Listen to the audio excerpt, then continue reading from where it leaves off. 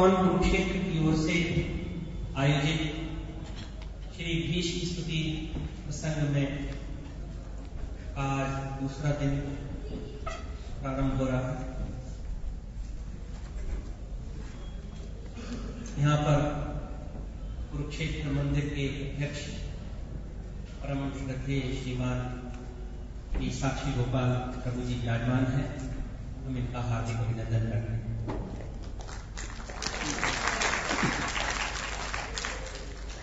हमारे बीच में श्रीमान अनिल गुप्ता जी, श्रीमान कृष्णदास प्रभु जी और श्रीमान डॉक्टर जी.आर. सैनी जी भी विराजमान हैं। हम इन सब का भी बहुत अभिनंदन करते हैं। इन सभी से मैं प्रार्थना करता हूँ श्रीमान अनिल गुप्ता जी से, कृष्णदास प्रभु जी से और डॉक्टर जी.आर. सैनी जी से महाराज जी को पुष्पमाला अर्पण करेंगे। मंच पर आए।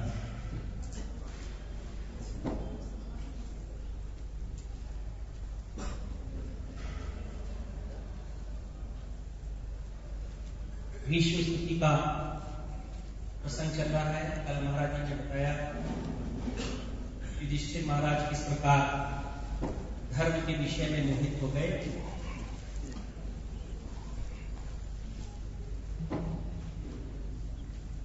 युद्ध के समय स्थिर थे, लेकिन युद्ध के बाद अस्थिर हो गए।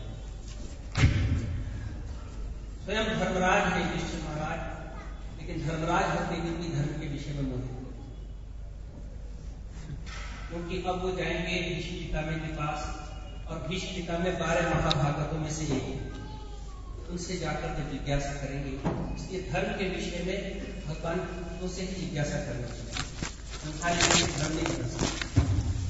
एक गुरु जी ने शिष्य को कहा, बेटा सब जगह जाके भगवान का दर्शन करना। तो शिष्य ने कहा, गुरु जी अब मैं सब जगह भगवान का दर्शन करूंगा। तो बाजार में गया तो बाजार में देखा उसने हाथी आ रहा था। हाथी को देख के खड़ा हो गया, आओ मेरे प्रभु, ये मेरे भगवान। हाथी नजदीक आ गया तो और प्रणाम करने लगा तो हाथी ने जोर से लात मार दी। हाथी ने लात मार दी, चोट लग गई। गुरु जी के पास गुरु जी ने कहा, बेटा चोट कैसे लगी? बोले आपने कहा था कि भगवान के सब जगह दर्शन करना, तो मैंने हाथी में भगवान के दर्शन किए तो हाथी ने मार दिया, लेकिन भगवान भी मार दिए। गुरु जी ने एक थप्पड़ मारा जोर से। बोले गुरु जी आप क्यों मार रहे? बोले हाथी के ऊपर कौन बैठा था? बोले हाथी के ऊपर महावत बैठा था। वो क्या कह रहा था? बोले वो कह रहा था हट जाओ हट जाओ, तूने हाथी में भगवान के दर्शन किए, महावत में भगवान के दर्शन क्यों नहीं किए? इसलिए धर्म का तत्व जो है बहुत गहन है। इसको जानने के लिए हम मुझे गुरु महाराज की शरण लेते हैं। ये भीष्म स्तुति प्रसंग में से जो कि हमारे कल्याण की बात को पूज्य महाराज जी बताएंगे। हरे कृष्ण।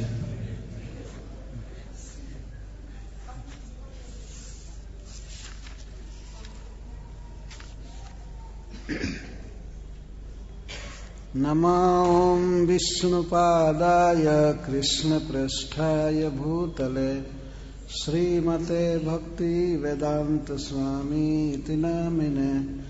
नमस्ते सारस्वत्देवे गौरवाणी प्रचारिणे निर्विशेष शून्यवादी पाश्चात्यदेशतारिणे। जय श्री कृष्ण चैतन्य प्रभु नित्यानंद श्री अद्वैत गदाधर शिवासादि गौर भक्तवृंद।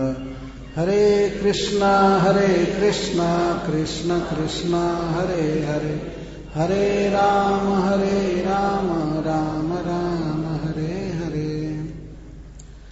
ओम नमो भगवते वासुदेवाय।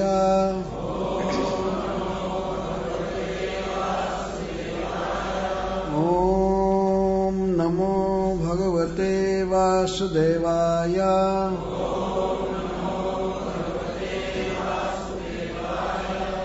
ओम नमो भगवते वासुदेवाय।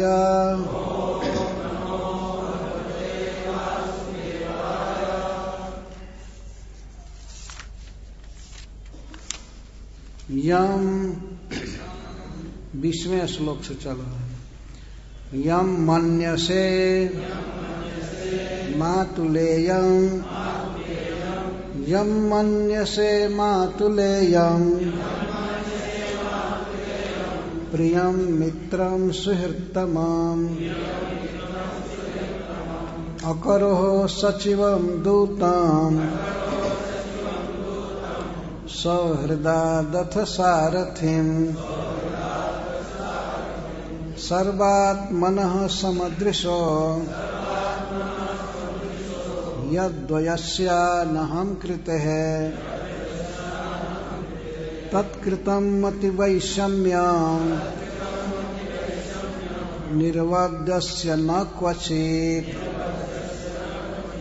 तथाप्येकान्तभक्तेषु पश्य भूपानुकम्पितं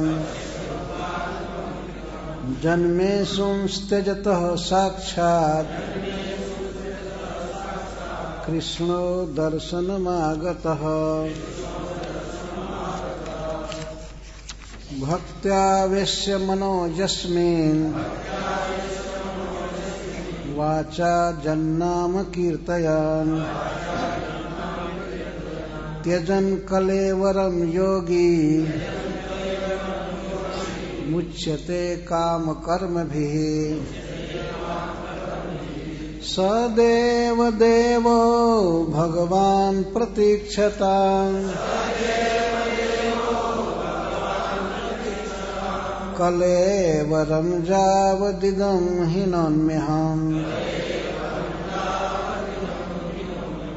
प्रसन्नहासारुणलोचनोल्लसन् मुखाम्बुजो ध्यानपथश्चतुर्भुजः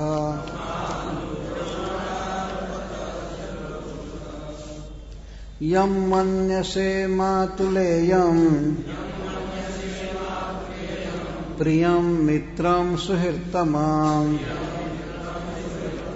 अकरोः सचिवं दूतं सौहृदादथ सारथिम् यम जिनको मन्यसे तुम मानते हो मातुलेयम मातुल का पुत्र मामा का पुत्र प्रियम अपने प्रेम का विषय मित्रम और जो तुमसे प्रेम करते हैं सुहृत्तमम् बिना प्रत्युपकार की अपेक्षा से उपकार करने वाला अकरोहो किया है सचिवम मंत्री दूतम संदेश वाहक सौहृदात अति विश्वास से अथ यहाँ तक कि सारथिम तुमने सारथी बनाया। हे महाराज ये श्री कृष्ण साक्षात भगवान हैं।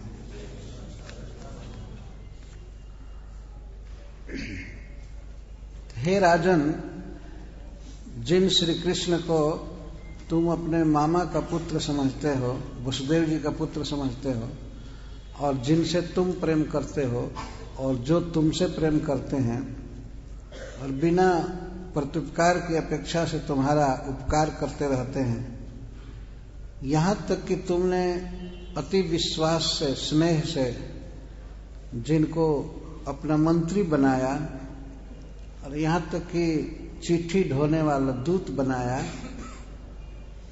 और अतिशय सौहार्दवश जिनको तुमने सारथी तक बनाया ये साक्षात भगवान हैं परब्रह्म हैं। इसके पहले भीष्म पितामह यह कहे थे कि भगवान श्री कृष्ण के वास्तविक प्रभाव को और अनुभाव को वास्तव में भगवान शिव जानते हैं और देवर्षि नारद जी जानते हैं तथा भगवान कपिल देव जानते हैं। अन्य लोगों को भगवान के अनुभाव का पता नहीं है अनुभाव का अर्थ कल किया गया था। भाव और अनु दो शब्द है, तो भाव के पीछे जो विकार मन में होता है या शरीर में, वाणी में, उसको अनुभाव कहते हैं। तो श्री कृष्ण के प्रति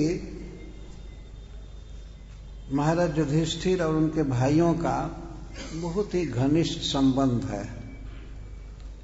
यद्यपि ये जानते हैं कि श्री कृष्ण भगवान हैं, सर्वेश्वर हैं, परंतु फिर भी कृष्ण के साथ इनका संबंध है। तो उस संबंध के भावना के अनुसार श्री कृष्ण में संबंध के कारण जो भाव है वही उदित होता है। ये ईश्वर हैं यह भाव भूल जाता है। जैसे ब्रजवासियों का तो पूर्ण ही भाव भूला रहता है, तो श्री कृष्ण को अपना प्रिय समझते हैं। तो द्वारका के जो परिकर हैं, जिनमें पांचों पांडव हैं, वास्तव में द्वारका के परिकर माने जाते हैं। भगवान की दो प्रकार की मुख्य लीलाएं हैं, ब्रज में और मथुरा वृंदावन में। तो मथुरा वृंदावन और मथुरा द्वारका। तो द्वारका के जो परिकर हैं वे श्री कृष्ण को अपने संबंध के अनुसार मानते हैं और यही प्रबल रहता है। जैसे वसुदेव जी मानते हैं कि ये हमारा पुत्र है, माता देवकी हमेशा इसी भाव में रहती हैं कि हमारा पुत्र है, श्री बलराम जी इस भाव में रहते हैं कि हमारे भाई हैं, और भी जो भगवान के पुत्र हैं वे समझते हैं कि ये हमारे पिता हैं। भगवान की पत्नियां समझती हैं कि ये हमारे प्रियतम पति देव हैं। तो अपने अपने भावों के अनुसार वे श्री कृष्ण को मानते हैं, सेवा करते हैं, अपने अपने संबंध के अनुसार। तो संबंध प्रबल रहता है। इसी को व्यक्त कर रहे हैं कि यदि तुम लोग भी कृष्ण के अनुभाव को जानते हो, कृष्ण कितना प्रेम करते हैं अपने संबंधियों से, अपने प्रेमियों से, इस बात को युधिष्ठिर तुम लोग भी जानते हो। परंतु तुम लोगों का जो भाव है श्री कृष्ण के प्रति, वह भाव बड़े बड़े महत्पुरुषों को भी प्राप्त नहीं है। तो उसमें श्रीपद जीव गोस्वामी तीनों का नाम रख रहे हैं, भगवान शिव और मुख्य रूप से दो का, भगवान शिव और ब्रह्मा जी, नारद जी। इन लोगों को भगवान के अनुभाव का पता है, ज्ञान है, परंतु युधिष्ठिर महाराज का जो भाव है, जितना उनको अनुभव है श्री कृष्ण के विषय में, श्री कृष्ण भक्तों से कितना प्रेम करते हैं, इतना इनको भी ज्ञान नहीं है जितना युधिष्ठिर को ज्ञान है। तो श्री कृष्ण के उसी व्यवहार के चलते, संबंध के चलते, ये श्री कृष्ण को ऐसा मानते हैं कि ये हमारे मित्र हैं। मित्र का यह अर्थ है प्रियम, प्रियम मित्र से अलग मित्र। प्रियम का अर्थ है कि श्री कृष्ण हमारे प्रेम के विषय हैं, आप श्री कृष्ण से प्रेम करते हैं। ये भीष्म पितामह कहते हैं, जिससे व्यक्ति प्रेम करता है उसको प्रिय कहते हैं। तो आपका प्रेम कृष्ण से है और कृष्ण का प्रेम आपसे है। आप मतलब समस्त पांडवों से, पांडव परिवार से।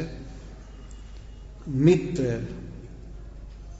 प्रियम और मित्र दो संबंध है। मित्र का अर्थ जो आपको अपना प्रिय मान रहा है। तो श्री कृष्ण आपको अपना प्रिय मानते हैं, आप श्री कृष्ण को प्रिय मानते हैं। और इसके साथ ही साथ सुहृततमम, श्री कृष्ण को आप मानते हैं कि हमारा सहज हित करने वाला, उपकार करने वाला कृष्ण हैं, बिना किसी उपकार की अपेक्षा की कामना से। इस संसार में माता पिता का जो प्रेम है वह इस तरह से परोपकार की अपेक्षा से नहीं होता है कि ये हमारा लड़का उपकार करेगा, ये करेगा। यद्यपि संसार में माता पिता में भी थोड़ी सी ये बात रहती है कि बेटा जब सयाना होगा तो हमारे बुढ़ौती में काम आएगा, हमारा परवरिश करेगा, हमारा पालन करेगा, हमारे देख रेख करेगा, ये आकांक्षा रहती है। लेकिन फिर भी माता पिता के प्रेम में यह इतना प्रबल नहीं रहता है। बच्चा यदि उपकार करे ठीक है, न करे फिर भी बच्चे के प्रति सहज स्नेह उनका होता है, ये देखा गया। तो श्री कृष्ण का इस तरह से स्नेह पांडवों के प्रति था। कभी उपकार की अपेक्षा नहीं करते थे कि हमारे उपकार का बदला चुकाएंगे, हित करते थे। तो महाराज युधिष्ठिर भी इन्हीं सब व्यवहार के चलते श्री कृष्ण को अपना मानते थे, अपने प्रीति का विषय, और वे हमसे प्रीति करते हैं। यहां तक कि युधिष्ठिर महाराज श्री कृष्ण को अकरोह सचिवम, अकरोह माने कृतवान असी, आपने कृष्ण को अपना सचिव बनाया, मंत्री बनाया।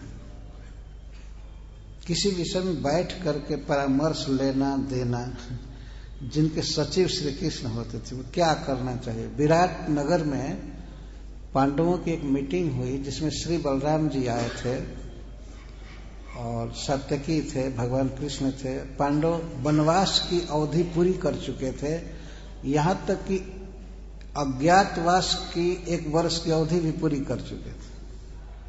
तो अब क्या करना चाहिए। तो उस सभा में भगवान कृष्ण आए थे, अपने भक्तों से मिल रहे थे। विचार होने लगा क्या करना चाहिए। अब तो कौरवों से अपना राज्य मांगना चाहिए। हम लोग सब शर्त पूरा कर चुके, वनवास पूरा कर चुके, सब कुछ पूरा कर चुके, क्या करना चाहिए। तो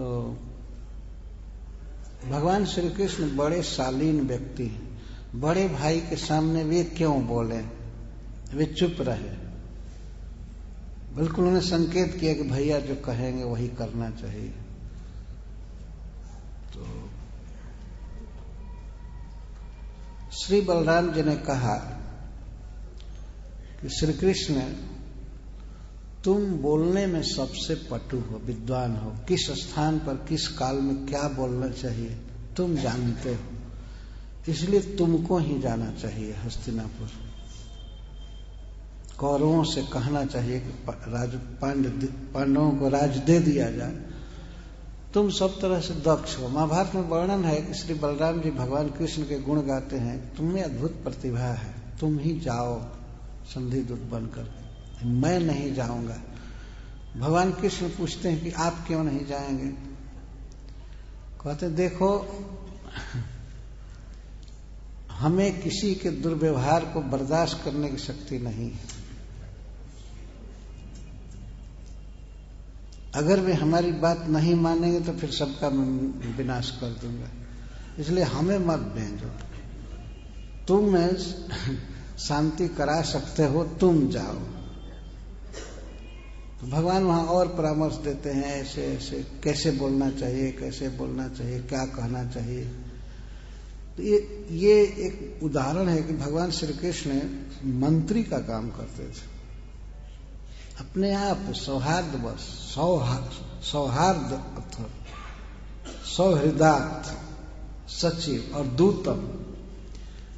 यहां तक कि महाराज युधिष्ठिर श्री कृष्ण को अपना संदेश वाहक दूत बनाने में भी नहीं हिचके कि ये पत्र लेकर के जाओ कौरवों के पास और उनको समझा देना, हमारा राज्य तुम मांगो। और श्री कृष्ण महाराज युधिष्ठिर के संदेश को लेकर के गए हस्तिनापुर। वे अपने को मानते थे कि मैं युधिष्ठिर का सेवक हूं, युधिष्ठिर हमारे बड़े भाई हैं,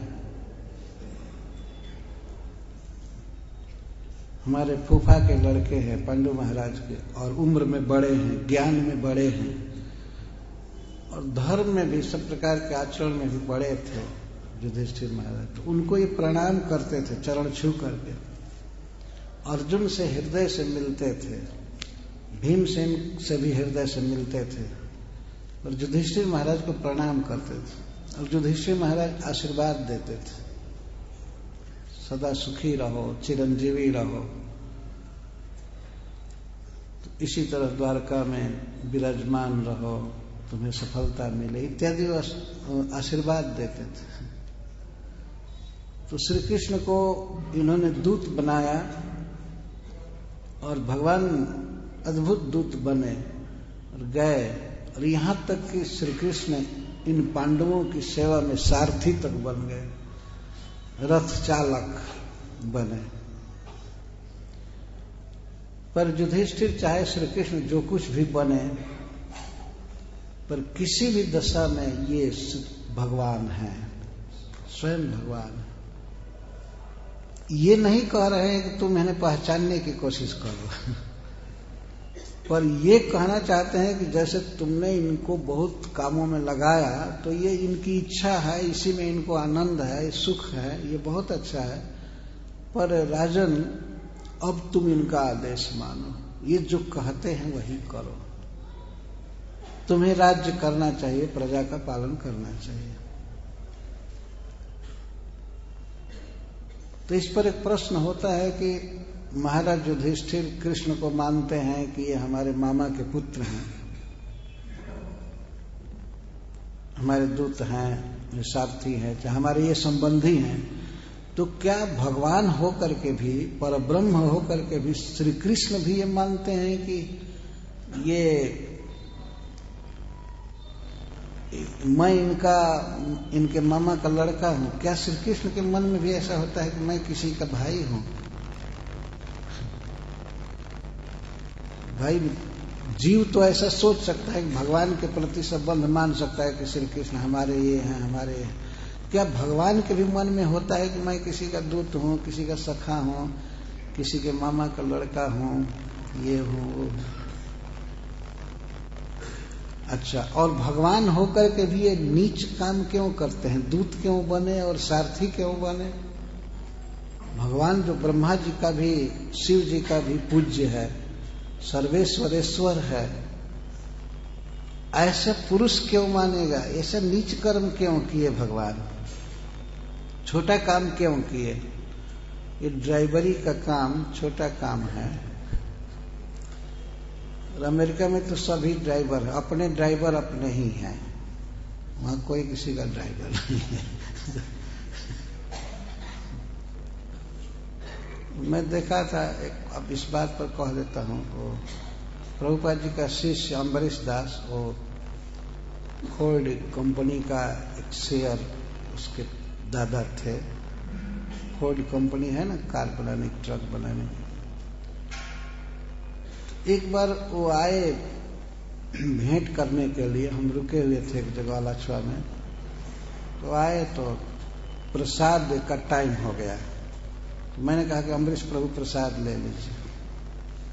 तो आए अपनी पत्नी के साथ, प्रसाद के लिए बैठे, तो मुझे याद आया, ड्राइवर को बुलाइए, ड्राइवर को बुलाइए, आपका ड्राइवर। तो कौन ड्राइवर? आपका ड्राइवर? नहीं, मैं ड्राइवर नहीं रखा हूं। वो कहे ड्राइवर नहीं रखा हूं,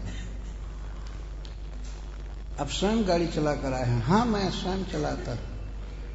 तो वो एक कंपनी के मालिक हैं, कार के कंपनी, लेकिन उनके पास ड्राइवर नहीं है। तो वहां की बात दूसरी है, लेकिन भारतवर्ष में इतने लोग सुलभ रहते हैं कि साधारण व्यक्ति भी एक ड्राइवर रखता है, मालिक आराम से बैठकर चलता है ना, प्राय देखा जाता है।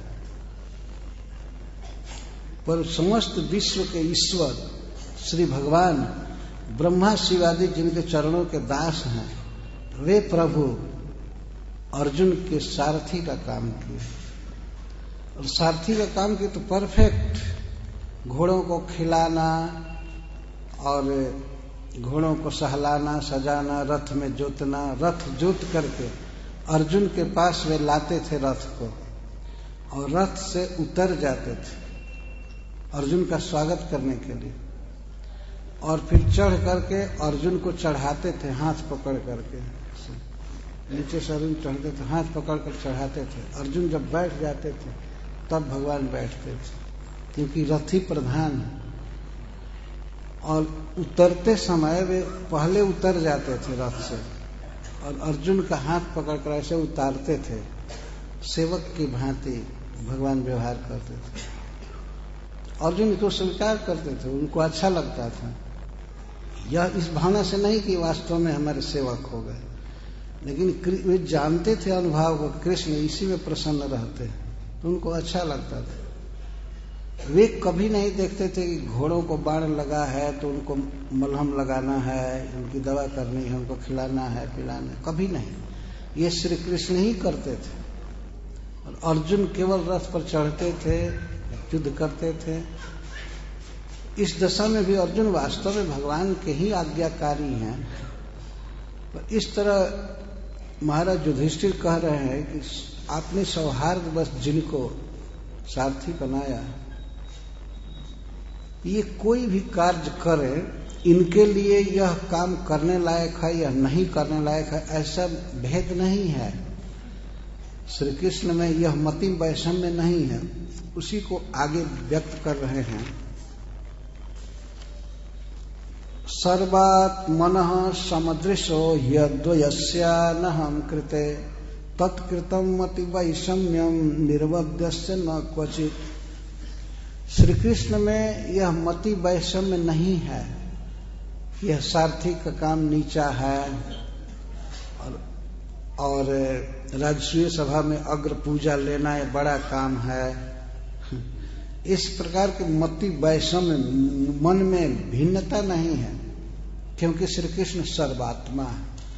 पहला गुण है भगवान का सर्वात्मा, सर्वेषु आत्मा, जो सभी जीवों के हृदय में परमात्मा के रूप में निवास करते हैं। सर्वस्य चाहम हृदय सन्निविष्ट, मैं सबके हृदय में हूं। भगवान स्वयं बोलते हैं गीता में, समस्त प्राणियों के हृदय में भगवान है। क्या हम लोग कह सकते हैं कि हम अपने हृदय के अलावा दूसरे में भी हैं? हम लोग कभी ऐसा नहीं कह सकते।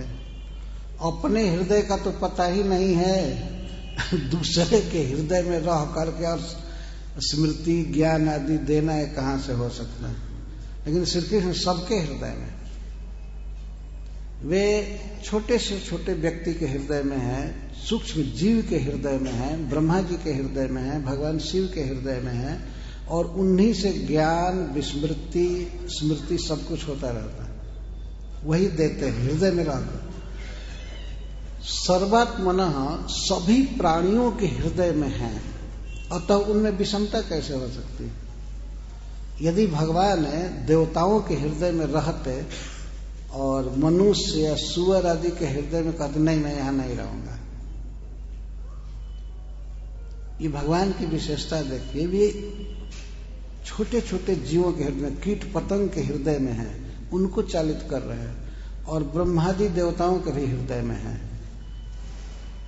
सब जगह है। तो उनमें ये भेद बुद्धि होती ही नहीं है कि यह छोटा काम है, ये बड़ा काम है, ये काम है। अच्छा, और इस कारण से समदृश, वे समदर्शी हैं, सबको एक भाव से देखते हैं। जैसे हम लोग अपने अंगों में विषम दृष्टि नहीं कर सकते, कभी नहीं सोचते हैं कि ये हाथ है हमारा नहीं है, पैर नहीं है, ये अंग हमारा है, ये नहीं है।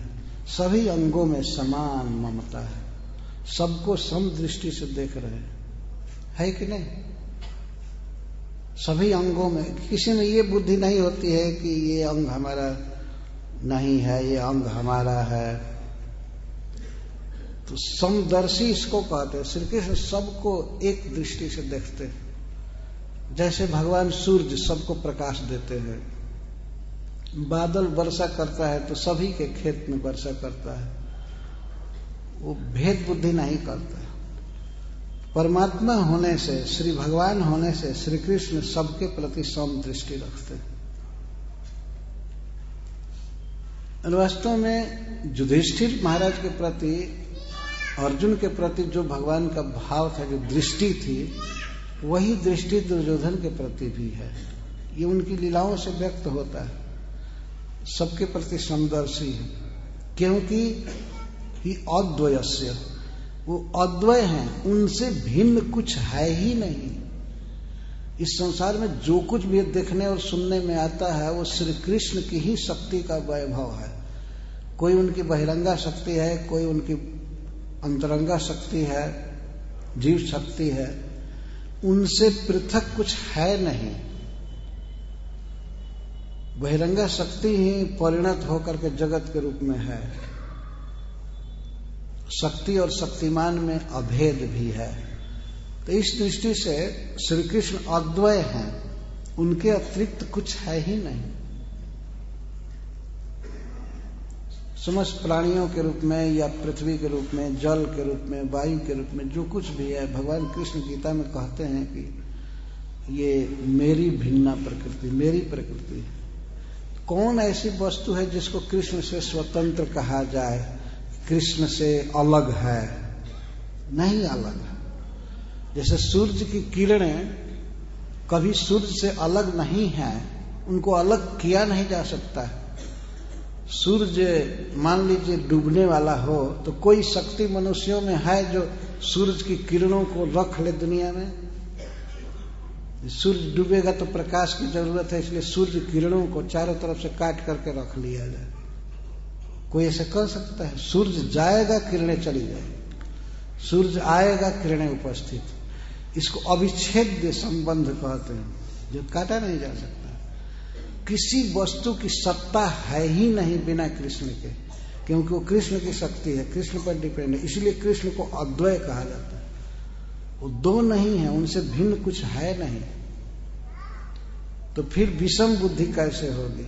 और अनहम कृते, उनमें अहंकार नहीं है, यह भाव नहीं है कि यह व्यक्ति हमारे मामा का लड़का है और यह व्यक्ति पराया है, यह हमारा है, यह हमारे लिए पर है, यह शत्रु है, यह मित्र है। श्री कृष्ण के दृष्टि में संभव है ही नहीं। उनके अंदर ये अहम्मति नहीं है। और अंत में कहते हैं कि निर्वद्यस्य, क्योंकि श्री कृष्ण निर्दोष हैं, अहंकार से शून्य हैं, अद्वय हैं, समदर्शी हैं, सर्वात्मा हैं, और ये सब गुण हैं। इस कारण से वे निर्वद्य है और दोष शून्य है। राग और द्वेष को इस संसार में दोष माना गया है किसी के लिए, लेकिन श्री कृष्ण राग और द्वेष से शून्य है। किसी के प्रति उनका कोई स्पेशल राग नहीं है, किसी से कोई नफरत नहीं है, द्वेष नहीं है। इसको कहते हैं निर्वद्य। अवद्य का अर्थ होता है दोष, और नहीं माने नहीं, जिसमें दोष नहीं। इस संसार में दोष है, किसी के प्रति राग होना और किसी से नफरत करना, द्वेष करना, किसी में आसक्त होना, किसी से बिल्कुल डिटैच होना, यह दोष है। यह दोष केवल भगवान में नहीं है। भगवान बिल्कुल शुद्ध हैं, सबके प्रति उनकी समदृष्टि है। पर ऐसा होते हुए भी युधिष्ठिर देखो, विचार करो, अपने अनन्य भक्तों से भगवान कितना प्रेम करते हैं। इसको अपने को ही दृष्टांत बना करके कह रहे हैं। फिर भी युधिष्ठिर तथापि एकांत भक्तेषु पश्य भूपानुकंपितम। हे राजन, हे महाराज युधिष्ठिर, आप विचार कीजिए, देखिए कृष्ण अपने अनन्य भक्तों से पर कितनी अनुकंपा करते हैं, कितना स्नेह करते हैं। मैं इस कुरुक्षेत्र के इस युद्ध भूमि में पड़ा हुआ हूं, बाण की सज्जा पर, मुझ में चलने की क्या, मुझे बैठने की भी शक्ति नहीं थी कि मैं बैठ सकूं, और चलना तो दूर रहा, ऐसा नहीं संभव था मेरे लिए कि मैं जाऊं और आप लोगों के साथ रहने वाले श्री भगवान का मैं फिर से दर्शन करूं हस्तिनापुर में। मैं जा नहीं सकता था। मैं इस असहाय दशा में पड़ा हुआ हूं युद्ध भूमि में। परंतु आप लोग इतने अनन्य भक्त हो कि आप लोगों की भक्ति से प्रभावित होकर के भगवान मुझ पर कृपा किए। क्यों? कि युधिष्ठिर, मैं तुम्हारे कुल का हूं, तुम मेरे वंश में पैदा हुए हो। इस नाते को देखकर श्री कृष्ण हमको अपना मानते हैं। यहां पर एकांत भक्त युधिष्ठिर आदि को कह रहे हैं कि युधिष्ठिर, तुम लोग कृष्ण के अनन्य भक्त हो, स्नेही हो, प्रेमी हो, इसलिए तुम्हारे संबंध से तुम्हारे कुल का पूर्वज समझ करके श्री कृष्ण हमसे प्रेम किए, हम पर कृपा किए। भीष्म पितामह ये नहीं कह रहे हैं कि कृष्ण के प्रति उनका प्रेम है, नहीं, वो तो ग्लानि कर रहे हैं। यदि हमारा कृष्ण से प्रेम होता तो मैं कैसे कृष्ण के विरुद्ध लड़ता, कौरवों का साथ देता। हमें प्रेम नहीं है, लेकिन युधिष्ठिर, भीमसेन, अर्जुन आदि में प्रेम है। उनके प्रेम से प्रभावित होकर के भगवान हम पर कृपा किए, क्योंकि मैं उनके कुल का हूं, उसी वंश में मेरा जन्म हुआ है। तो अर्जुन के नाते, आपके नाते, भीम के नाते, नकुल सहदेव के नाते से श्री कृष्ण हमको दर्शन दिए। कितनी कृपा किए कि जन्मे अंशुम तेजतः कृष्ण, साक्षात कृष्णो दर्शनम आगत। जब मैं देह छोड़ने की स्थिति में हूं, देह छोड़ते समय, मृत्यु के समय श्री कृष्ण साक्षात मेरे दर्शन में आए, अपने आप मेरे पास आए चल करके। यह भगवान का अनुग्रह है भीष्म पितामह के प्रति। लेकिन भीष्म पितामह अपने को प्रेम शून्य देख रहे हैं और पांडवों को स्नेह से भरा हुआ है। भगवान ऐसी कृपा करते हैं वास्तव में। कोई एक व्यक्ति अगर परिवार में भक्त हो जाए तो उस पूरे परिवार के लोगों को श्री कृष्ण अपना समझते हैं, उस भक्त के नाते से। ये उनका स्वभाव है। यद्यपि वे सबके हैं, समोहम सर्वभूतेषु, मैं सभी के प्रति सम हूं, मेरा कोई द्वेष नहीं है, मेरा कोई प्रीति पात्र नहीं है। लेकिन फिर भी वे कहते हैं कि ये भजन्ति तु माम भक्त्या मयि ते तेषु चाप्यः। जो भक्ति से मेरा प्रेम भजन करते हैं, मेरी सेवा करते हैं, तो मैं उनके साथ हूं, मेरे साथ। अपने श्रीमुख से भगवान बोल रहे हैं मैं सबके प्रति सम हूं, पर व्यवहार सम नहीं होता है, क्योंकि इधर से विषमता होती है। कोई कृष्ण से प्रेम करता है, उनकी सेवा करता है, तो कृष्ण उसके साथ वही व्यवहार करे जो नन डिवोटी के साथ करते हैं। भला बताइए, यह भी भगवान की समता हुई। जे यथा माम प्रपद्यन्ते तांस तथैव भजामि। ये समता इसी को कहते हैं। यदि मान लीजिए कोई किसी को 10 रुपया दिया समय पर, तो समय आने पर, शक्ति रहने पर वह व्यक्ति भी उसको 10 रुपया देगा। यह समता हुई। ये नहीं कि 10 रुपया देने वाले का वो 10 रुपया छीन ले और नहीं देने वाले को दे। ये विषमता हुई। कृष्ण सबके प्रति सम है, लेकिन उनको जो अपने हृदय का सर्वस्व समझेगा, उन पर जीवन न्यौछावर करेगा, उनके लिए त्याग करेगा, उनकी सेवा करेगा, तो कृष्ण क्यों नहीं उसको मानेंगे। इस तरह से श्री भगवान आए हैं भीष्म पितामह के पास। तो अर्जुन के साथ हमारा संबंध है, अर्जुन मेरे कुल में जन्म लिया है, इस नाते से श्री कृष्ण हम पर कृपा किए हैं कि शरीर त्यागते समय मरणासन अवस्था में अपने आप हस्तिनापुर से चल करके और हमारे पास आए। पांडवों के साथ आए हैं, युधिष्ठिर के साथ आए हैं भगवान। तो दर्शनम आगतः साक्षात, इसका भाव यह है कि भीष्म पितामह सोच रहे हैं कि मैं ऐसी असहाय स्थिति में हूं, चलने की शक्ति नहीं है, बैठने की शक्ति नहीं है। यद्यपि मैं चाहता था कि हस्तिनापुर में जाकर के भगवान का दर्शन करूं, पर मैं चल नहीं सकता था, जा नहीं सकता था। सारा शरीर बाणों से विद्ध है और रग रग में दर्द भरा हुआ है, मैं जा नहीं सकता था। तो देखो युधिष्ठिर, विचार करो, पश्य मतलब देखो, विचार करो, कृष्ण अपने भक्तों से कितना प्रेम करते हैं कि भक्त के साथ संबंध होने से, अर्जुन के साथ संबंध होने से श्री कृष्ण मुझे साक्षात दर्शन दिए। मैं लड़ा, कृष्ण के भक्तों के विरुद्ध लड़ा इस कुरुक्षेत्र में, उन्हें बहुत बाण मारा, कृष्ण को भी बाण मारे थे, कृष्ण का कवच तोड़ दिए थे भीष्म पितामह। कवच टूटा हुआ भगवान पहने थे। एक दिन युद्ध में ऐसा हुआ, कवच टूट गया था भगवान को ये भी सुधि नहीं थी कि मेरा कवच टूटा हुआ है, और भीष्म पितामह बाण मार रहे थे, भगवान के शरीर में कहीं कहीं बाण लग गया और खून चू रहा था। यह भी एक भगवान की शक्ति की विशेषता है। उनका चिन्मय शरीर है, शरीर कट सकता नहीं लेकिन फिर भी वीर रस का ऐसा आवेश था कि बाण लगने से श्री कृष्ण को प्रसन्नता हो रही थी। ब्रज में गोरज लगने पर, गाय के खुर की रज पड़ने पर प्रसन्न होते थे, गोपियों की गाली सुन करके प्रसन्न होते थे, और कुरुक्षेत्र में बाण लगने पर प्रसन्न होते थे, क्योंकि क्षत्रिय आवेश में है। तो भीष्म पितामह भगवान को सुख देने के लिए ही बाण मार रहे थे, इससे श्री कृष्ण को सुख हो रहा था। और योग माया की विशेषता से खून निकल रहा था, प्रदर्शित हो रहा था। वास्तव में खून तो है ही नहीं भगवान के शरीर में, केवल आत्मा के अलावा, ज्ञान और आनंद के अलावा उसमें कुछ है नहीं, लेकिन फिर भी देखा क्षतज परिप्लुत। भीष्म पितामह समय स्वयं कहे हैं आगे के स्तुति में।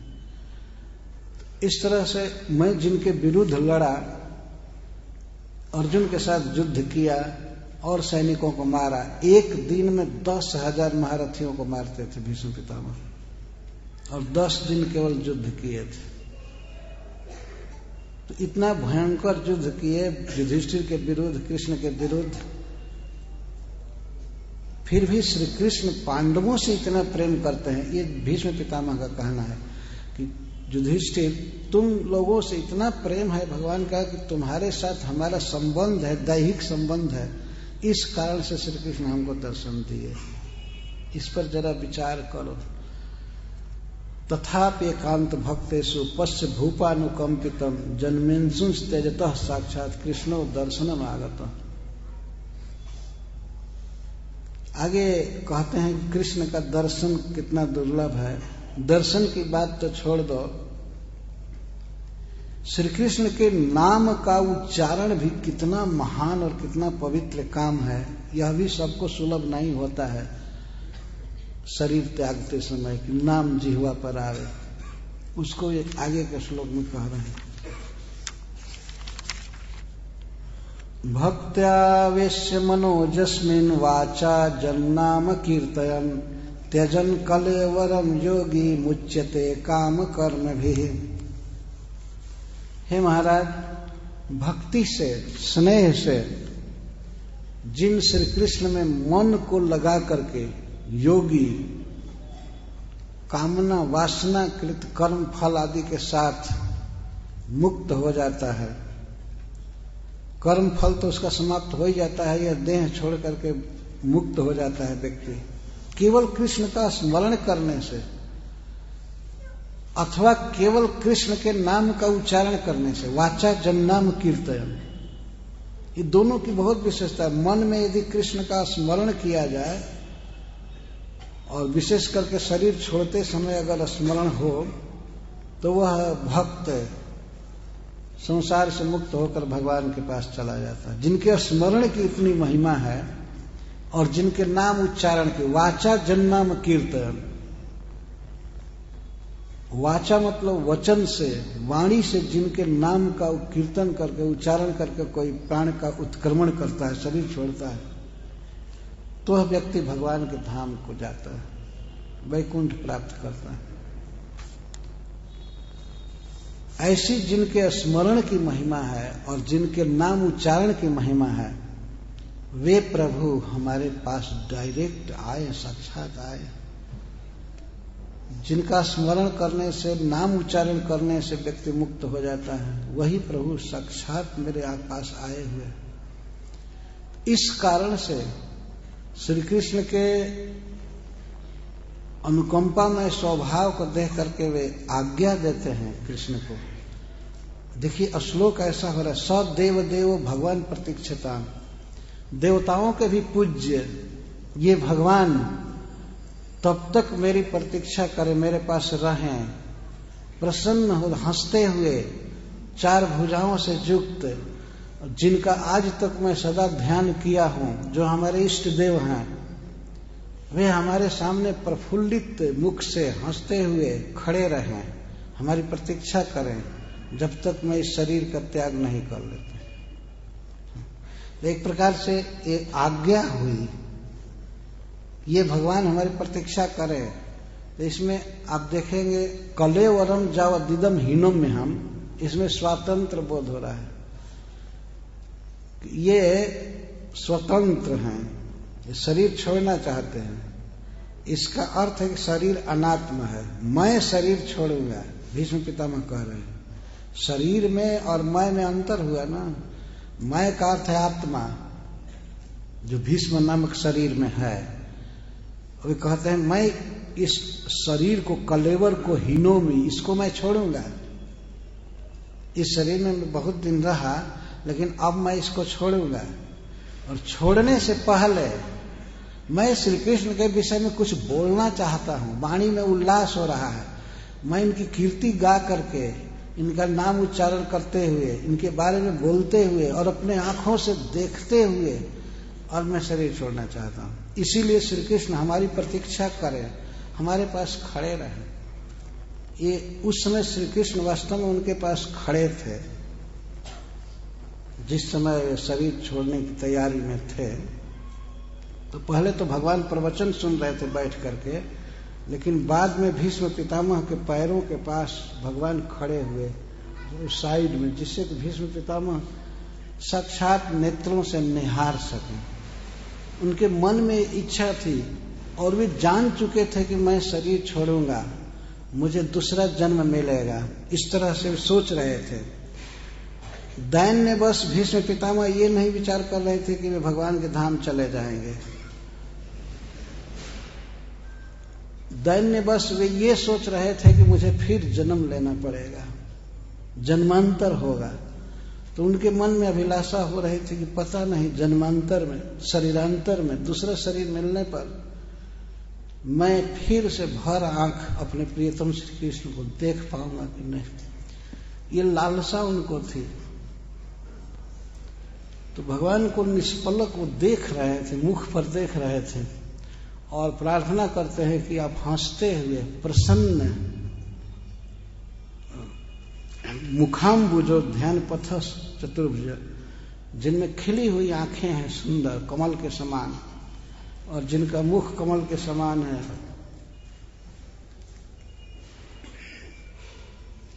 जो हमारे इष्ट देव रहे हैं, जिनका मैंने आज तक ध्यान किया है, वे प्रभु हमारे सामने प्रतीक्षा करें कि यह भीष्म कब शरीर छोड़ रहा है। ये विनय है भीष्म पितामह के द्वारा। पर श्लोकों में, इस श्लोक में इतना भाव व्यक्त है, जैसे भीष्म पितामह का सहज अधिकार है, अधिकार पूर्वक बोल रहे हैं कि हमारी प्रतीक्षा करें, हमारे सामने खड़े रहें, और मैं अपने नेत्रों से इनके मुख कमल को निहारते हुए इस देह को छोड़ना चाहता हूं। और जावत शब्द जो है, जब तक, जावत का जब तक मैं शरीर नहीं छोड़ रहा हूं तब तक हमारे पास रहे।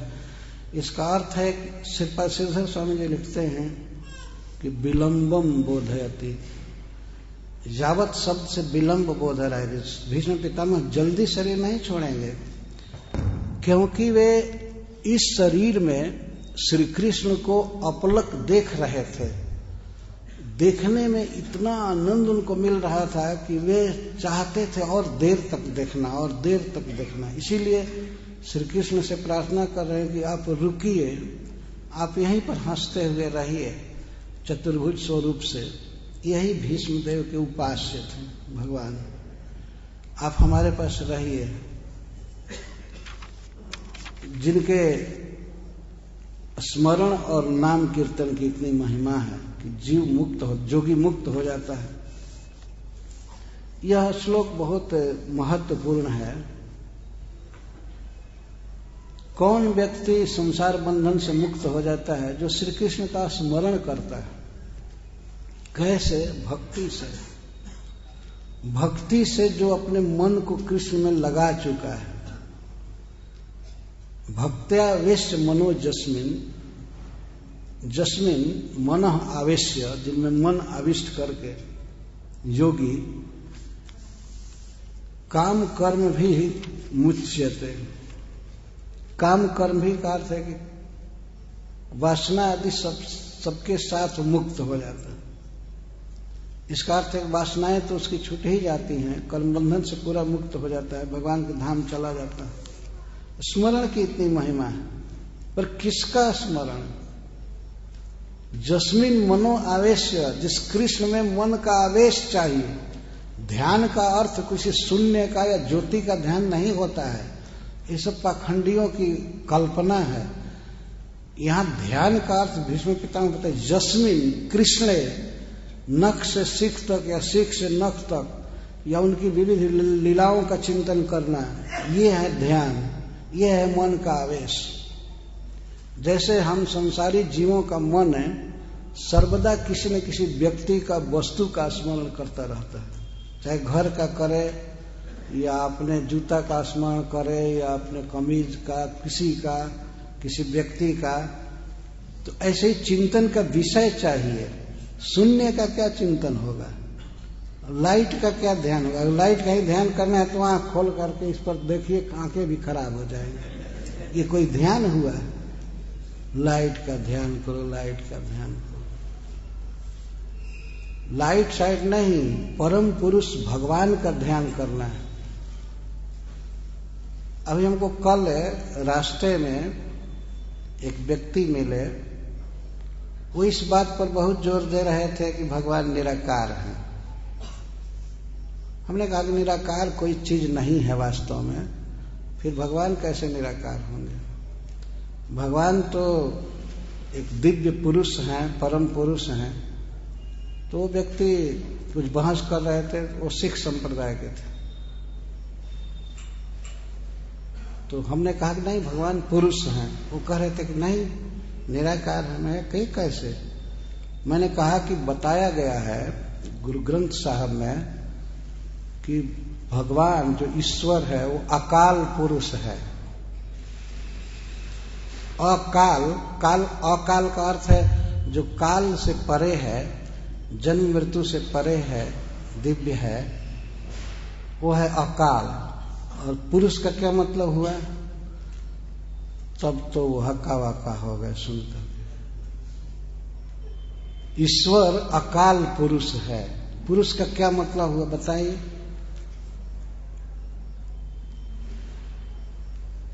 तब उनको कहना पड़ा कि हाँ भगवान पुरुष है।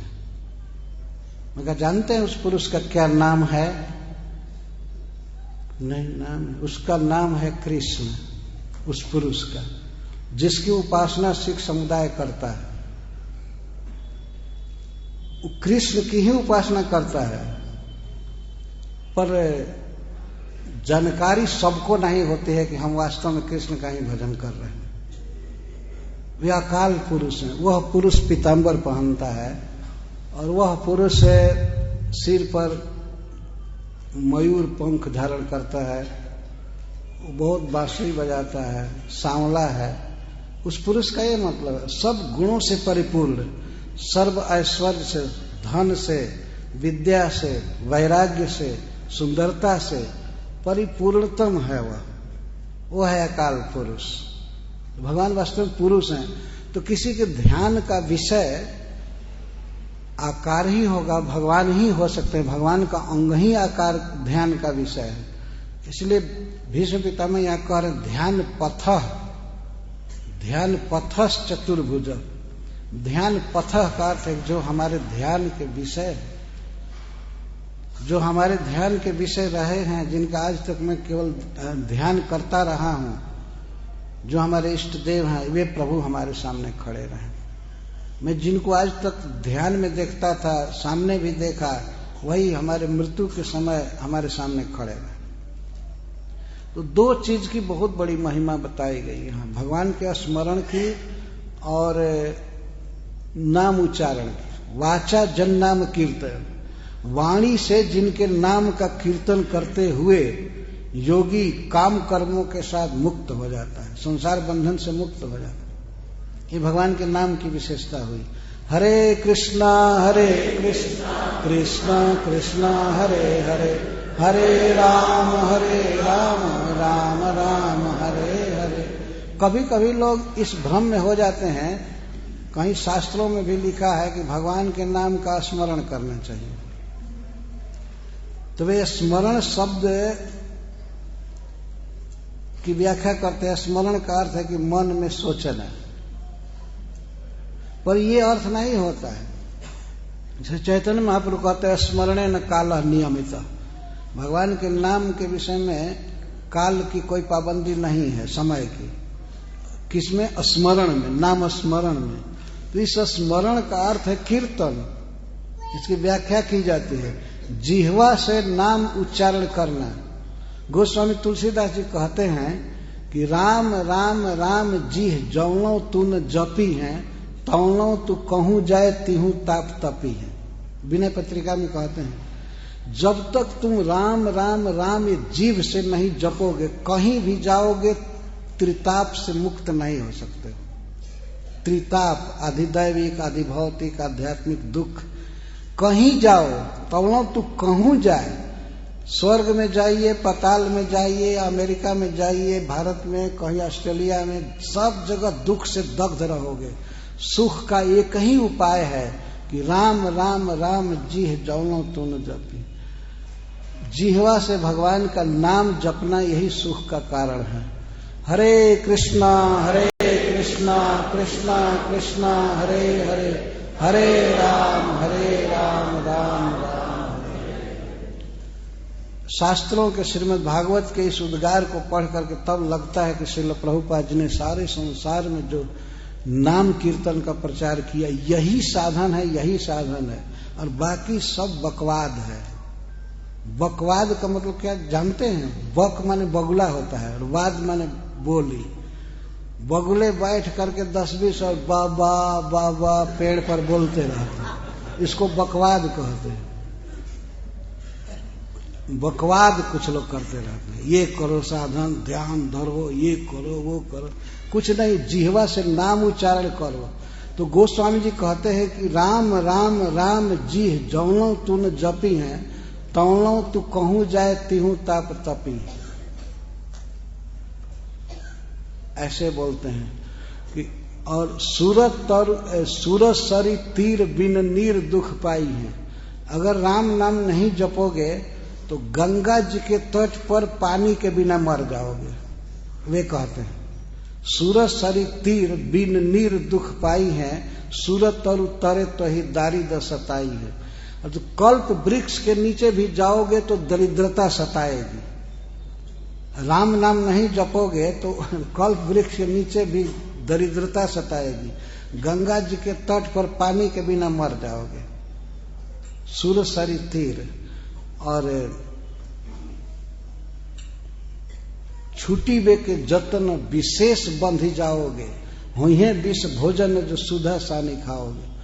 छूटने का प्रयास कर रहे हो ना कर्म बंधन से, अगर राम नाम नहीं जपे तो विशेष बंध जाओगे और ज्यादा बंध जाओगे। जितने पंथ मत मतांतर हैं दुनिया में, ये करो ये करो ये करो, यदि भगवान का कीर्तन नहीं करेंगे तो और बंध जाएंगे, मुक्त क्या होंगे। अमृत सान करके खाओगे वह भी विष हो जाएगा। देखने में तो आदमी अमृत से सान है भोजन को, सचमुच में स्वर्ग से अमृत मंगा करके कोई सान है, इस भोजन में अमृत डाल कर ले, खाने पर जहर हो जाएगा अगर राम नाम नहीं जपे। और सब साधन बेकार हैं। एक ही साधन कलयुग में चलता है, वह है भगवान के नाम का उच्चारण। हरे कृष्णा कृष्णा कृष्णा हरे हरे, हरे राम राम राम हरे हरे। तो श्री भगवान के नाम उच्चारण की इतनी महिमा है। नाम का उच्चारण करते हुए जोगी शरीर छोड़ता है, जीवन में अभ्यास करता है, तो वह मुक्त हो जाता है। तो ऐसे प्रभु कृपा करके हमको दर्शन दिए हैं। जब इतना स्नेह किए हैं हमसे, अपने भक्तों के वंश में उत्पन्न जान करके, उनके साथ हमारा संबंध जान करके, वास्तव में जो युधिष्ठिर से श्री कृष्ण प्रेम करते हैं, अर्जुन से करते हैं, अर्जुन हमारे पौत्र हैं। इस संबंध से श्री कृष्ण हम पर जब इतना स्नेह किए हैं, तो प्रभु और कृपा करे कि हमको जितनी भी देर लगेगी यह शरीर छोड़ने में, तब तक हमारे सामने हंसते हुए रहे। हमारे सामने खुशी से खड़े रहे। सदेव देवो भगवान प्रतीक्षताम कलेवरं जावदिदं हि नम्यहम् प्रसन्न हासारुणलोचनो लसन मुखाम्बुजोध्यान पथश्चतुर्भुज। भगवान मुस्कुराते हुए और अरुण नेत्रों से और खिले हुए मुखाम्बुज से हमारे सामने खड़े रहे, हमें दर्शन देते रहे। इस तरह से त्यागना चाहते हैं शरीर। यह सौभाग्य जीवन में किसी किसी महान भक्त को प्राप्त होता है कि श्री कृष्ण का दर्शन करते हुए, उनका मुख निहारते हुए शरीर छूटे। हरिदास ठाकुर को यह सुख मिला। जगन्नाथपुरी में भगवान चैतन्य महाप्रभु को देखते हुए वे शरीर छोड़े। केवल देखते हुए ही नहीं, जिसमें चैतन्य महाप्रभु थे ऊंचे आसन पर बैठे हुए, हरिदास ठाकुर को वे देख रहे तो हरिदास ठाकुर उनके चरण कमल को अपने वक्षस्थल पर किए।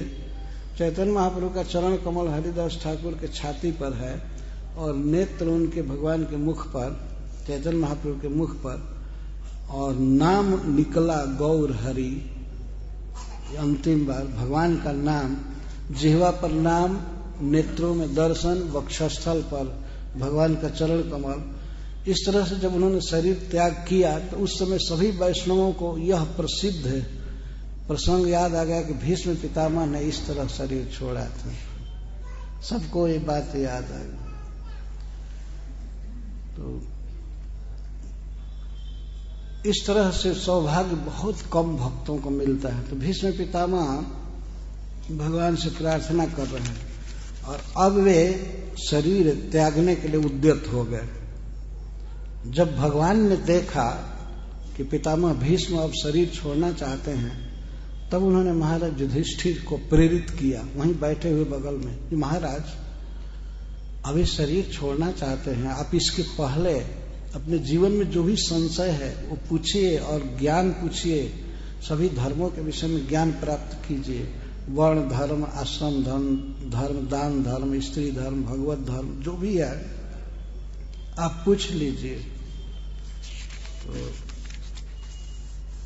महाराज युधिष्ठिर उनसे पूछने के लिए उद्यत हुए। महाराज युधिष्ठिर रोने लगे, कहने पितामह आप जैसे ज्ञान सूर्य के अस्त होने पर सारा जगत अंधकार में डूब जाएगा, कौन फिर ज्ञान देगा, कौन अनुभव देगा। आप कृपया रुकिए और हमें ज्ञान दीजिए। बहुत से प्रश्न महाराज युधिष्ठिर ने करना चालू किया। तो भीष्म पितामह कहते हैं, महाराज मेरा शरीर दर्द से बिल्कुल बेचैन है, मैं बोलने की शक्ति नहीं रखता हूं। उस समय भगवान श्री कृष्ण उनसे बात किए, कहे कि पितामह आप में कोई दर्द नहीं रहेगा। भगवान ने कृपापूर्ण दृष्टि से देखा भीष्म पितामह पर, सभी अंगों पर देखा और कृष्ण के देखते ही सारे दर्द समाप्त हो गए। यदि बाण धंसे हुए थे शरीर में, लेकिन कोई भी पीड़ा नहीं, पीड़ा का भाग नहीं हुआ, आनंद में भर रहे थे भगवान के देखने से। यद्यपि जिस समय श्री कृष्ण आया, उन्होंने कृपा दृष्टि से भीष्म पितामह पर देखा, उसी समय से उनका दर्द खत्म हो गया है। लेकिन इस समय जब उन्होंने कहा कि हमें दर्द है, मैं बोल नहीं सकता, तो भगवान स्पेशल करुणा की दृष्टि से उनको देखने लगे। क्या कोई है डॉक्टर दुनिया में, माई का लाल, जो आंख से देख करके चिकित्सा कर दे? कोई है ऐसा? आंख से देख दे और सब दर्द रोग खत्म हो जाए? कोई नहीं। लेकिन ये सब लीलाएं लिखी गई हैं इस भागवत में भी। तदिक्षय वासु गता युद्ध व्यथा, आगे के श्लोक में बताया जाएगा। श्री कृष्ण के इच्छा दृष्टिपात से ही भीष्म पितामह के शरीर के सब दर्द चले गए, कोई व्यथा नहीं रही, वे आनंद में भर गए। और इतना बड़ा प्रवचन उन्होंने किया है महाभारत में, जिसको शांति पर्व के नाम से जाना जाता है। बहुत मोटा कलेवर है। विश्व के मानव इतिहास में इतना ज्यादा उपदेश बड़ा आज तक किसी ने नहीं किया जो भीष्म पितामह ने किया। वास्तव में ज्ञान का विश्वकोश है, अनंत ज्ञान भरा पड़ा है उसमें। तो सुद गोस्वामी कहते हैं कि युधिष्ठिरस् तदा करणे शयानम सर्पंजरे अपृच्छद विविधान धर्मान ऋषीणाम चानुशीलवताम। महाराज युधिष्ठिर ने जब प्रश्न किया तो उस समय उत्तर सुनने के लिए वहां सारे ऋषि मुनि जुटे ही थे भीष्म पितामह का प्रवचन सुनने के लिए। तो ऋषीणाम च अनुशीलवताम, ऋषियों के सुनते सुनते भीष्म पितामह ने महाराज युधिष्ठिर के प्रश्नों का उत्तर देना प्रारंभ किया। अपृच्छद विविधान धर्मा ऋषीणाम चानुशीलवताम। किससे प्रश्न पूछा जा रहा है? शयानम सरपंजरे, जो सर पंजर पर बाण सज्जा पर सोए हुए। पूछने वाले बैठे हैं, उत्तर देने वाला सोया हुआ है। कभी कभी ऐसे भी प्रवचन किया जाता है सो करके भी प्रवचन किया जाता है। कावेरी नदी के तट पर भगवान दत्तात्रेय जदू महाराज के ऐसे सोए सोए ही प्रवचन किए। जदू महाराज बैठे थे और वे कावेरी के तट पर धूली में लोटे हुए जब प्रवचन कर रहे हैं।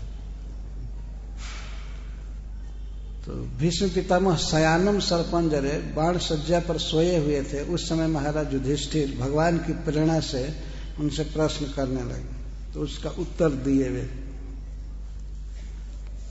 बीच बीच में प्रश्न होता जाता था, बीच बीच में उत्तर होता जाता था, पर संक्षेप में सुद गोस्वामी कहते हैं कि भीष्म पितामह ने किन किन विषयों पर प्रवचन किया। तो ये कहते हैं, पुरुष स्वभाव विहतान जथा वर्णम जथा श्रमम वैराग्य रागोपाधिभ्याम आमना तो भय लक्षणान। भिन्न भिन्न मनुष्यों के भिन्न भिन्न स्वभाव के अनुसार, वर्ण के अनुसार और आश्रम के अनुसार जो कर्तव्य होता है, जो धर्म होता है, उसका भीष्म पितामह ने वर्णन किया। और वह भी दो भागों में बटा हुआ, वैराग्य और राग। एक निवृत्ति मार्ग और प्रवृत्ति मार्ग। निवृत्ति मार्ग जैसे ब्रह्मचारी, सन्यासी, और प्रवृत्ति मार्ग गृहस्थ आश्रम। दोनों प्रकार के स्वभाव के मनुष्यों के धर्मों का उन्होंने वर्णन किया, बड़े विस्तार से किया। पुरुष स्वभाव विहिता। स्वभाव कहते हैं पूर्व जन्मों के संस्कार को। पूर्व जन्मों के संस्कार के कारण इस वर्तमान जन्म में मनुष्य का भिन्न भिन्न स्वभाव होता है। उनके ज्ञान का स्तर भिन्न भिन्न होता है, स्वभाव भिन्न भिन्न होता है। तो उन सबको एक ही मार्ग पर नहीं चलाया जा सकता है। भगवान गीता में वर्णन करते हैं कि 4 वर्ण हैं। तो ब्राह्मण का क्या काम है, क्षत्रिय का क्या काम है, वैश्य का क्या धर्म है और शूद्र का क्या धर्म है, इन सब का वर्णन करते हैं। तो ये कहते हैं, समो दमः तपः शौचम शांति आर्जवमेव च ज्ञानम विज्ञान मास्तिक्यम ब्रह्म कर्म स्वभाव। जो सब में स्वभाव लगा रहे हैं। स्वभाव ये शब्द पहले बताते हैं, ब्राह्मण क्षत्रिय विषाम शूद्राणाम च परम तप कर्माणि प्रविभक्तानि स्वभाव जय प्रभवय गुणै। स्वभाव प्रभवय गुणै। भगवान कहते हैं कि अर्जुन सुनो, 4 वर्ण हैं। इन चारों वर्ण में ब्राह्मण, क्षत्रिय, वैश्य और शूद्र हैं। तो इनके जो धर्म है, कर्तव्य हैं, वो इनके स्वभाव प्रभवय गुणै। स्वभाव प्रभवय गुणै, इनके स्वभाव के अनुसार इनके धर्म का निश्चय किया गया है और मैं किया हूं। तो ब्राह्मण का क्या धर्म है, क्या कर्तव्य है, तो भगवान बताते हैं, समो दमो और क्या है, तपः शौचम। समो दमः तपः शौचम। और शांति आर्जवमेव च ज्ञानम विज्ञानम आस्तिक्यम ब्रह्म कर्म स्वभाव। ब्राह्मण का काम है सहज सम और दम। सम का अर्थ है कि मन में संतोष रखे, शांति रखे, संतोष रखे, और दमह बाह्य इंद्रियों पर निग्रह, आंख हाथ पैर इंद्रियां जो हैं सब, इन पर भी कंट्रोल करे, और मन में भी संतोष रखे, शांति रखे, समो दम, और तपह तपस्या करे। स्वधर्म के पालन में अगर इंद्रियों को कष्ट होता है, कष्ट सहे। ये ब्राह्मण का धर्म है। ये ब्राह्मण का धर्म है कि भोर में स्नान करे, भले ठंडा लगे चाहे कुछ भी। ये ठंडा लगना ये तप हुआ, ये इंद्रियों का तप है। सवेरे भोर में स्नान करने का भारी तप है ना। और यह भी तप है कि सोने में मजा आता है, सोने में आनंद आता है, लेकिन कम सोवे। सोना जीवन के अवधि को बेकार खर्च करना है। कम सोवे, एकादशी को उपवास करे, या और भी जो कष्ट स्वधर्म के पालन में कष्ट है उसको सहे। महाभारत में कहा गया है कि जो क्षत्रिय युद्ध में पीठ दिखा दे वो बेकार है, और जो ब्राह्मण ठंडा से डर जाए नहाने से वो बेकार है।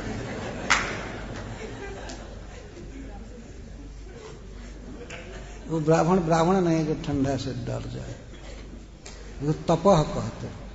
तपस्या का अर्थ यह नहीं है कि चारों ओर आग बोझ करके और ऊपर से सूर्य की गर्मी सहे, पंचाग्नि तप।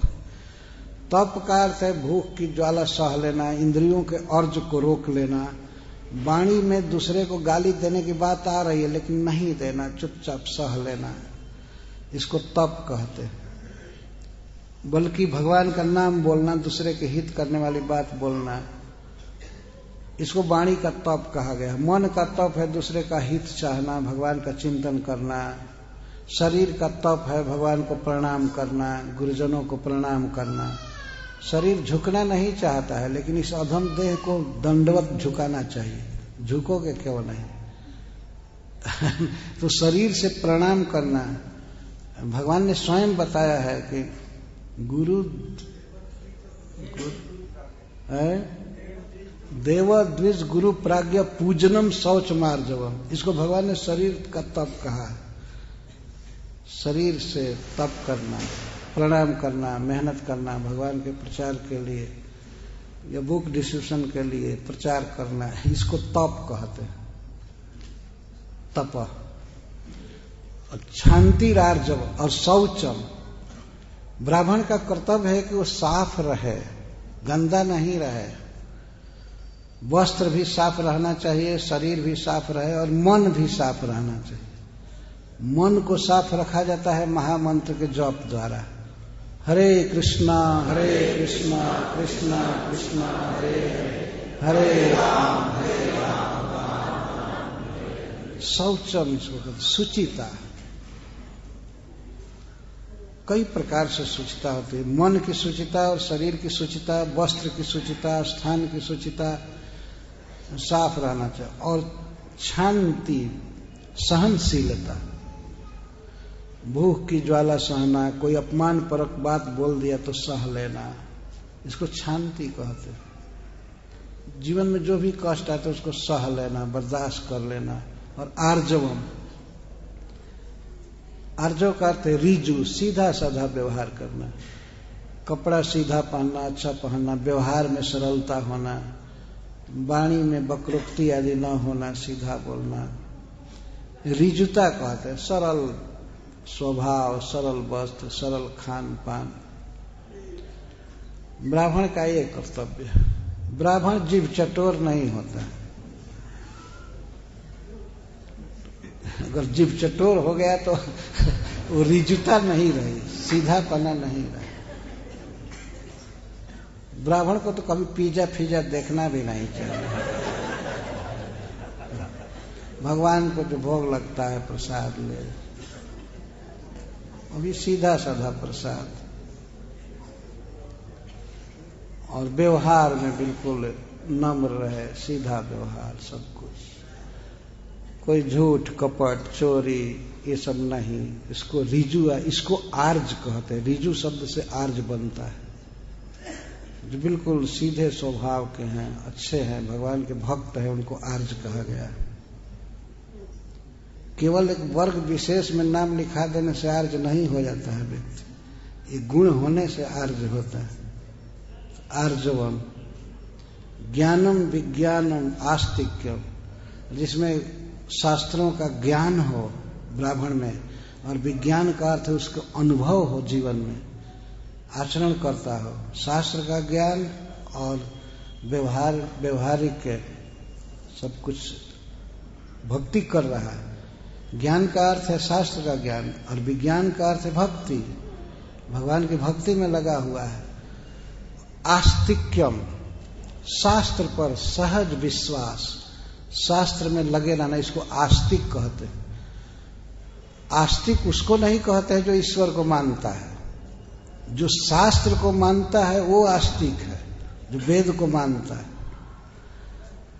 जो वेद को नहीं मानता है उसको नास्तिक कहते हैं। तो ईश्वर को तो मानने वाले बहुत लोग हैं, अपने अटकल के अनुसार मानते हैं। दुनिया में सभी लोग ईश्वर को मानते हैं, लेकिन अगर वेद नहीं मानता है, भगवद गीता श्रीमद् भागवतम नहीं मानता है, उपनिषद को नहीं मानता है, तो वो नास्तिक है। तो ब्राह्मण को सहज ही वैदिक ग्रंथों में विश्वास रखना चाहिए, श्रद्धा रखनी चाहिए, पढ़ना चाहिए। यह ब्रह्म कर्म स्वभाव, जब भगवान कहते हैं ये ब्राह्मणों का स्वाभाविक कर्म है। क्षत्रिय का क्या कर्म है, कैसे है? अच्छा, शौर्यम तेजो धृतिर्दाक्ष्यम युद्धे चाप्य पलायनम दानम ईश्वर भावश्च छात्रम कर्म स्वभाव। क्षत्रिय का काम बता रहे हैं भगवान, यही सब बांटे हैं वर्ण और आश्रम, वही प्रवचन कर रहे हैं। शौर्यम तेजो, क्षत्रिय में शूरता होनी चाहिए। शौर्य, सूर के धर्म को, वीर के धर्म को शौर्य कहते हैं, वीरता होनी चाहिए। और शौर्य तेज हो, उसमें तेज होना चाहिए, उसका प्रभाव होना चाहिए। और तेज हो, धृति, धैर्य होना चाहिए, उसमें धैर्य रहता है, किसी भी कठिन से कठिन परिस्थिति में धैर्य को नहीं खोता है। दाक्ष्यम, और दक्ष होता है, किस तरह से प्रजा का पालन करना है इस विषय में, और शासन करना है, प्रजा के पालन में वो दक्ष होता है। और युद्धे चाप्य पलायन, युद्ध में अपलायन, वो युद्ध से कभी भागता नहीं है। अगर कभी युद्ध का अवसर आया तो क्षत्रिय का स्वभाव है वो आगे रहता है, सन्मुख बाण सह करके मर जाता है, लेकिन पीठ नहीं दिखाता। ये क्षत्रिय का धर्म है। दानम ईश्वर भावश्च, दान देने में सदा उत्साह रहता है, उचित देश काल पात्र को दान देता रहता है। क्षत्रिय का स्वभाव है। क्षत्रिय को दान कभी लेना नहीं चाहिए, देना चाहिए हमेशा, उचित काम के लिए सब। तो दानम ईश्वर भावश्च, और कंट्रोल करने का भाव कि मैं मालिक हूं और सबको नियमन में रखना, कंट्रोल में रखना, एक क्षत्रिय का काम है। युद्धे चाप्य पलायनम पर श्री प्रभुपाद जी लिखते हैं कि आजकल के शासक लोग, जिनको मान लीजिए थोड़े काल के लिए क्षत्रिय माना जाए, वो क्षत्रिय तो है नहीं, लेकिन शासक वर्ग के प्रति प्रभुपाद जी कहते हैं कि ये कहीं युद्ध होता है तो युद्ध स्थल तक भ्रमण नहीं करते हैं। डिफेंस विभाग के हेड है, लेकिन केवल फोन से काम चलाते हैं। सैनिक सीमा पर लड़ते हैं, लेकिन ये बाबू साहब कभी, ये मंत्री साहब कभी उधर गए नहीं देखे, पूरा प्रतिरक्षा मंत्री बने। युद्धे चाप्य पलायनम। प्रभुपाद जी कहते हैं कि शासक को, राजा को युद्ध में सबसे आगे रहना चाहिए। पर किसी किसी शासक को तो पता भी नहीं चलता है, युद्ध हो गया और कुछ भूखंड ले लिया शत्रुओं ने, इसका भी पता नहीं होता। दूसरे लोग बताते हैं, अरे ऐसा हो गया, इस देश के सैनिक चढ़ आए इतना।